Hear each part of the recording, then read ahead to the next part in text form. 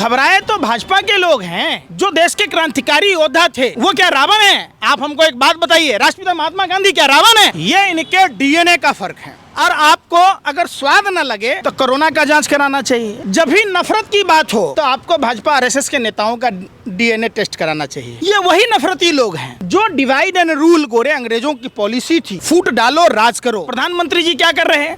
अनुसंधान करने वाले वैज्ञानिकों के बजट में लगभग 7% की कटौती कर दी। अब जब इसरो में अंतरिक्ष का सफल प्रक्षेपण हो गया तो अपनी फोटो लगा ली। जब हमारे देश के हिंदुओं को जब कोरोना की मार पड़ रही थी, उनकी लाशें जब गंगा में तैर रही थी, जब चील कोए नोच पर खा रहे थे, तो हमारा प्रधानमंत्री ताली बजवा रहा था, थाली बजवा रहा था। फर्जी राष्ट्रभक्त। भाजपा देश के लिए धोखा है और 2024 का चुनाव मौका है। भाजपा वाशिंग पाउडर, दूध सी सफेदी, सारे दाग अच्छे हैं। कोई कुकर्म करो, भाजपा में ज्वाइन करो। सीबीआई, ईडी, इनकम टैक्स पहले इस्तेमाल कीजिए, भाजपा ज्वाइन कीजिए, अब फिर विश्वास कीजिए, आपको क्लीन चिट दे दिया जाएगा। नमस्कार, मैं ब्यूटी गिरी और आप देख रहे हैं नेशनल दस्तक। लोकसभा चुनाव आने वाले हैं 24 में और आज जो है 5 राज्यों में विधानसभा चुनाव होने थे, उसकी तारीखें जो हैं सामने आ चुकी हैं। उसके बाद तमाम प्रेस कॉन्फ्रेंस किए गए, दावे वादे किए गए। इसी के साथ बता दूं कि जातीय जनगणना जो है अभी बड़ा मुद्दा बना हुआ है। लोकसभा चुनाव हो या विधानसभा चुनाव हो, बिहार में जब से जातीय जनगणना का आंकड़ा सामने निकल कर आया है उसके बाद से सिर्फ जातीय जनगणना की बात हो रही है। राहुल गांधी ने कहा कि हमारी सरकार आई केंद्र में तो पूरे देश में जातीय जनगणना करवाई जाएगी। वहीं कुछ राज्यों में भी कांग्रेस ने जो है ऐलान कर दिया है कि जातीय जनगणना हम करवाएंगे। हमारे साथ बातचीत करने के लिए मौजूद है पंकज श्रीवास्तव, कांग्रेस के समर्थक है। क्या कहेंगे? तमाम लोग जो है कांग्रेस में ही घबराने लगे हैं और दुखी होने लगे हैं इस जातीय जनगणना से। देखिए, शायद आप भाजपा आईटी सेल की तरह बात कर रहे हैं। कोई भी विपक्षी पार्टी जाति जनगणना के विरोध में नहीं है। जिसकी जितनी हिस्सेदारी उसकी उतनी भागीदारी।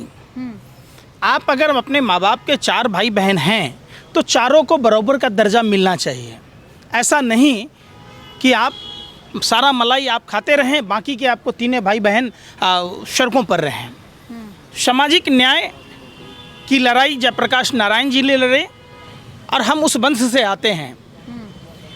सीधी सी बात है, देश में जो दबे कुचले हैं, जो आज आज़ादी के 75 साल होने पर भी जिनको शिक्षा से, स्वास्थ्य से, जिनको रोज़गार से वंचित रखा गया, जो उस पैदान तक नहीं पहुंच पाए, जाति जनगणना से ये चीज़ें निकल कर आएंगी कि किसके पास क्या है।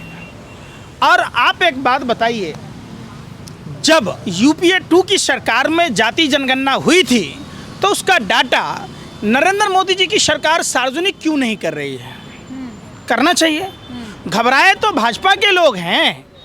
भाजपा के लोग अगर घबराए नहीं होते तो जुमला जीवी प्रधानमंत्री महिला आरक्षण जो जुमला के तौर पर इन्होंने महिला बंधन अधिनियम की बात की है, तो 2024 में क्या महिलाओं को जाति के आधार पर आरक्षण दिया जाएगा? अगर नहीं दिया जाता है तो दुख है कि राहुल गांधी जाति के चक्कर में पड़ गए हैं, ओबीसी कर रहे हैं।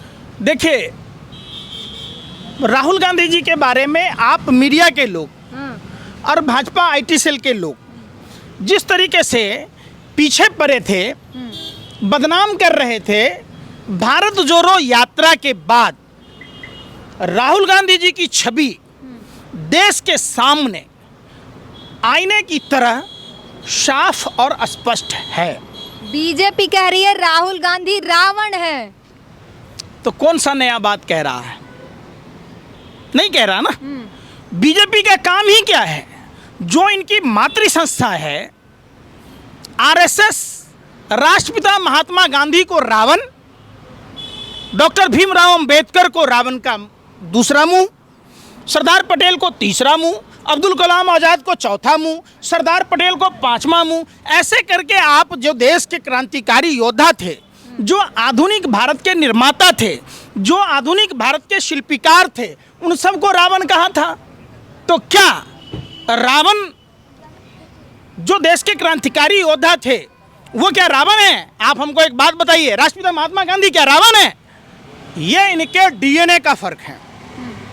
देखिए, आपको अगर शरीर में थकान होती है, दर्द होता है, तो आपको शुगर का जांच कराना चाहिए, और आपको अगर स्वाद न लगे तो कोरोना का जांच कराना चाहिए। जब भी नफरत की बात हो तो आपको भाजपा आरएसएस के नेताओं का डीएनए टेस्ट कराना चाहिए। ये वही नफरती लोग हैं जो डिवाइड एंड रूल गोरे अंग्रेजों की पॉलिसी थी, फूट डालो राज करो। तो भाजपा आरएसएस जो 1924 में हेडगेवार ने कांग्रेस छोड़कर 25 में आरएसएस बनाया, रॉयल सीक्रेट सर्विस, जो गोरे अंग्रेजों की दलाली और मुखबरी करता था, वो आज़ादी के दीवानों का, आज़ादी के क्रांतिकारियों का विरोध करता था। जो मर्द था वो जंग में गया, जो नामर्द था वो संघ में गया। भगत सिंह, चंद्रशेखर आज़ाद, तमाम सरीखे लोग, पंडित नेहरू, मौलाना अब्दुल कलाम आज़ाद, चंद्रशेखर आज़ाद, तमाम जो क्रांतिकारी योद्धा थे जिन्होंने काला पानी की सज़ा को झेला, जिन्होंने फांसी के फंदे को चूमा, जिन्होंने उम्र कैद की सज़ा काटी, सबके अथक प्रयासों से ये देश आज़ाद हुआ। ये कौन लोग थे? जब नेताजी सुभाष चंद्र बोस आज़ाद हिंद फौज का गठन कर रहे थे तो ये गोरे अंग्रेजों को सलामी ठोक रहे थे और हिंदू युवाओं को उस समय भी भड़का रहे थे कि आप आज़ाद हिंद फौज में मत जाइए। भगत सिंह के खिलाफ गवाही देने वाला सरसादी लाल, जिसके आज भी पश्चिम उत्तर प्रदेश में चीनी है मिल है, आप एक बात बताइए कौन था वो? उस समय सरसादी लाल पंजाब प्रांत का अध्यक्ष हुआ करता था। किसने सरकार बनाई थी? श्यामा प्रसाद मुखर्जी बंगाल प्रेसिडेंसी में सरकार बनाई थी। गुलाम हुसैन हिदायतुल्लाह खां जिन्ना के साथ इन्होंने सिंध प्रांत में सरकार बनाई थी। द्विराष्ट्र के सिद्धांत को पास किया था।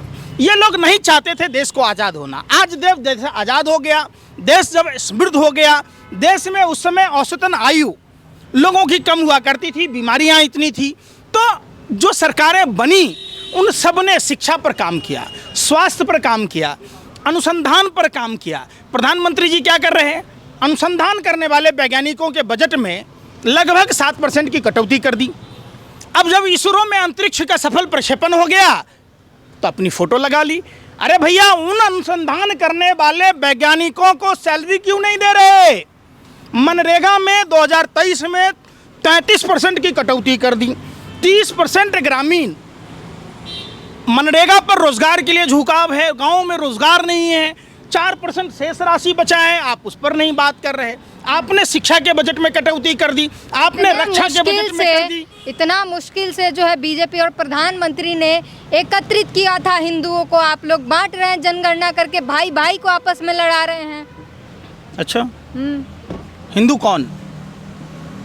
रामायण आपने देखी है? देखी है? तो रामायण में प्रभु श्री राम के भाई लक्ष्मण जी जब मूर्छित होते हैं तो प्रभु श्री राम जो हमारे आराध्य हैं उन्होंने क्या मंगाया? संजीवनी बूटी, सुसेन वैद्य, दवाई और डॉक्टर की जरूरत थी। ये उस समय कहाँ थे जब हमारे देश के हिंदुओं को जब कोरोना की मार पड़ रही थी, उनकी लाशें जब गंगा में तैर रही थी, जब चील कोए नोच पर खा रहे थे। अरे सुन तो लो, सुन तो लो। यही तो आप पत्रकारों की गलती है कि आप लोग भाजपा आईटी सेल की तरह काम करते हैं। आप ये काम छोड़ दो। आप पत्रकारों का काम लोकतंत्र के चौथे स्तंभ का है। आपको सरकार से सवाल पूछना चाहिए कि जब प्रभु श्री राम ने दवाई का सहारा लिया, जब प्रभु श्री राम ने डॉक्टर की जरूरत समझी, तो हमारा प्रधानमंत्री ताली बजवा रहा था, थाली बजवा रहा था।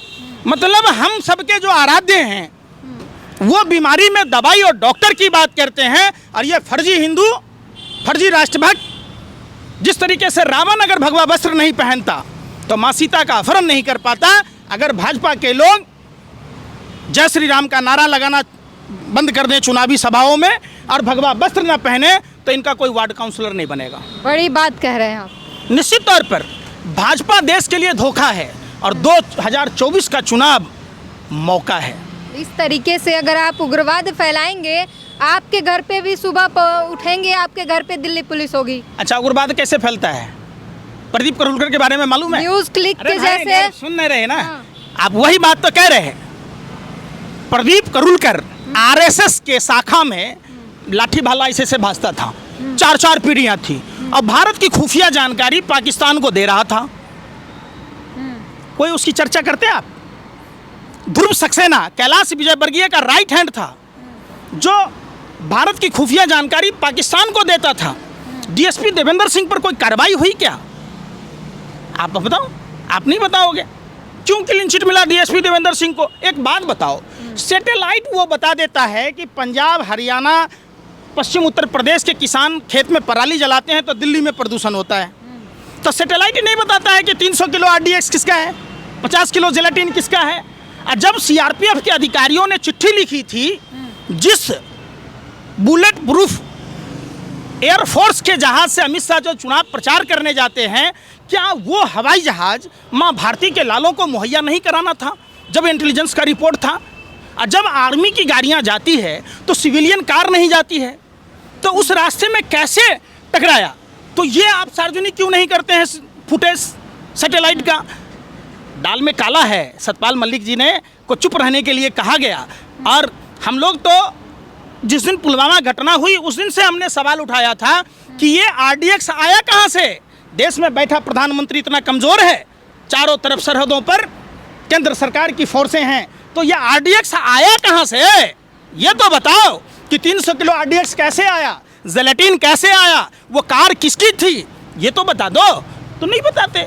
तो आप इनसे धर्म की बात ना करो, आप इनके परिवारवाद पर आ जाओ। पीयूष गोयल जी रेल मंत्री हैं। पीयूष गोयल की मां मटुंगा से 3 बार से विधायक हैं। पिताजी इनके अटल बिहारी वाजपेयी सरकार में मंत्री ज्यादा परिवारवाद तो कांग्रेस में है। सुन लो ना, पीयूष गोयल कहाँ से आए? अनाथ आश्रम से, सड़क पर से उठा के लाए। अमित शाह के बेटे अगर जैसा नहीं होते, उनको बॉल का नहीं पता, बॉल भी पकड़ना नहीं जानते, बीसीसीआई में सेक्रेटरी होता। प्रेम सिंह धूमल का बेटा अनुराग ठाकुर, ये परिवारवाद नहीं, कोई अनाथ आश्रम से आया है? आप बताओ ना। भाजपा में, अरे भाई सुनी नहीं रहे भाई, तो सरकार किसकी ज्यादा दिन थी? कांग्रेस आप परिवारवाद की भ्रष्टाचार राजनीति पर आओ, सुन तो लो करती है। अब भ्रष्टाचार पर आओ। आप कहोगे चक्की पिशिंग 27 तारीख को प्रवचन झाड़ रहे थे मध्य प्रदेश में, और उसी अजीत परिवार को भाजपा वाशिंग पाउडर, दूध सी सफेदी, सारे दाग अच्छे हैं। कोई कुकर्म करो, भाजपा में ज्वाइन करो, सीबीआई, ईडी, इनकम टैक्स, क्या पहले इस्तेमाल कीजिए, भाजपा ज्वाइन कीजिए, अब फिर विश्वास कीजिए, आपको क्लीन चिट दे दिया जाएगा। जितने नेताओं पर आरोप लगे, देखिए इस्लाम नाम का विधायक हुआ करता था बंगाल में, बांग्लादेशी है, जैसे ही बीजेपी में आया देशभक्त हो गया। शुभेंदु अधिकारी शारदा नारदा का स्टिंग चलता था, उस पर तो बीजेपी पार्टी जो है वो देशभक्त पार्टी है, उसमें जो जाता है देशभक्त बन जाता है। देशद्रोही पार्टी है। सरदार पटेल, सुभाष चंद्र बोस, शरीके लोगों ने कहा कि भाजपा आरएसएस देश के लिए खतरा है। आज हम खुद आंख से देख रहे हैं कि ये लोग खतरे हैं देश के लिए। देश की संपत्तियों को निजीकरण के नाम पर अपने व्यापारिक मित्रों को कौड़ी के दाम में दे रहे हैं। तो कौन गद्दार है देश का? किसके सरकार में रिजर्व जो फंड रखा रहता है, वो है जो जनगणना करा के भाइयों में बांट रहे हैं। प्रधानमंत्री कह रहे हैं ये पाप है, राजनीतिक महत्वाकांक्षा के लिए भाइयों को बांटना। तो खुद ही जाते हैं जिस सभा में कहते हैं, कभी कहते कि मैं ओबीसी से आता हूँ, लोग मुझे मार डालेंगे, लोग मुझे नीच कहते हैं। अरे भैया, तो कौन बांट रहा है? कौन बांट रहा है? जिस आदमी से अपना घर नहीं संभला, उससे देश क्या खाक संभलेगा? जो आदमी अपने घर की महिलाओं को इज्जत नहीं दे पाया, वो देश की महिलाओं को क्या इज्जत देगा? जो अपनी धर्म पत्नी का इज्जत नहीं दे पाया, पूछिए जाकर भारतीय नारी वो जसोदा बहन से, कितने निकम्मे पति के होने के बावजूद दूसरी शादी नहीं की। हम उन्हें प्रणाम करते हैं। वो भारतीय सभ्यता संस्कृति को जीवित रखी, बेचारी भरी जिंदगी जूझती रही। 2 चुटकी सिंदूर की कीमत नरेंद्र बाबू क्या जाने। सिंदूर मांग में डालना कोई दस्तूर नहीं है, कोई रस्म रिवाज नहीं है, इस बात का प्रतीक है कि उसका पति जब तक जिंदा रहेगा उसकी देखभाल करेगा। आज कम से कम बुढ़ापे में तो सहारा बनते। आप महिला आरक्षण की बात कह रहे हैं, दीजिए ना आरक्षण। देश को परिवार मान लिया, इसलिए परिवार छोड़कर आ गए। आपके पापा अगर आपकी माँ को छोड़ दिए होते, देश को मान लिए होते, तो आज आप पत्रकार होते? आप बताओ। आपके कैमरा अब सशक्त हो चुकी हैं। अरे सुनी नहीं रहे। अगर हर आदमी का पिता उसकी माँ को छोड़ दिया होता तो न कोई ड्राइवर मिलता, न कोई सेना में जाता, न कोई पुलिस में जाता, न कोई क्लर्क बनता, न कोई पत्रकार बनता। तो देश कैसे चलेगा? राष्ट्र धर्म, संतानोत्पत्ति करना, गृहस्थ जीवन जीना ही सबसे बड़ा राष्ट्र धर्म है। और यही धर्म है।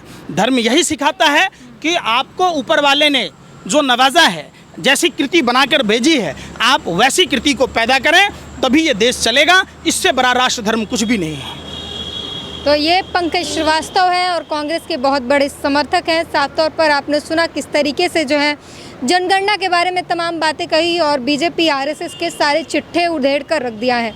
पूरी बातचीत पर अपनी प्रतिक्रिया जरूर दीजिए। कैमरामैन तौहीद के साथ ब्यूटी गिरी, नेशनल दस्तक। नेशनल दस्तक की आपसे गुजारिश है कि अगर इसको बचाना चाहते हैं तो नेशनल दस्तक को सब्सक्राइब करने के लिए रेड कलर के सब्सक्राइब बटन को दबाएं, फिर बेल आइकन की घंटी दबाएं।